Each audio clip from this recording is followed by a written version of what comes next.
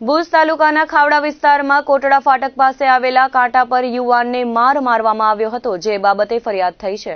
મળતી વિગતો મુજબ રતડિયા ગામના અભન જુમ્મા સમાએ જણાવ્યું કે સવારે તે પોતાની ગાડી લઈને બોર્ડર પર જવા નીકળ્યો હતો અને કોટડા ફાટક પાસેથી આગળ કાંટા પાસે ખાણ ખનીજ વિભાગની ગાડી ઊભી હતી, જેની ખાણ ખનીજ વિભાગના કર્મચારીઓ ઓળખતા હોવાથી ત્યાં ઊભા રહી વાતો કરતા હતા।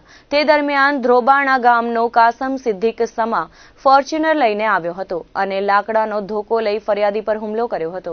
ખાણ ખનીજના કર્મચારીઓ અને અન્ય લોકોએ બચાવ્યા હતા। લોહી નીકળતું હોવાથી કિયા ગામમાં બેસીને ખાવડા તરફ ટર્ન લેતી વખતે કાસમ સિદ્દીક સમાએ પથ્થર લઈ ગાડીમાં માર્યો હતો, તેમજ અન્ય આરોપી કોટડાના જુણસ હસન સમાએ ડ્રાઈવર સાઈડના દરવાજા પર પથ્થર મારતા કાંચ તૂટી ગયો હતો। ઇજાગ્રસ્તને ખાવડા પ્રાથમિક સારવાર લીધા બાદ ભુજની ખાનગી હોસ્પિટલમાં રિફર કરાયા હતા। બનાવ અંગે ખાવડા પોલીસમાં બંને સામે ફરિયાદ થતા પોલીસે તપાસ હાથ ધરી છે।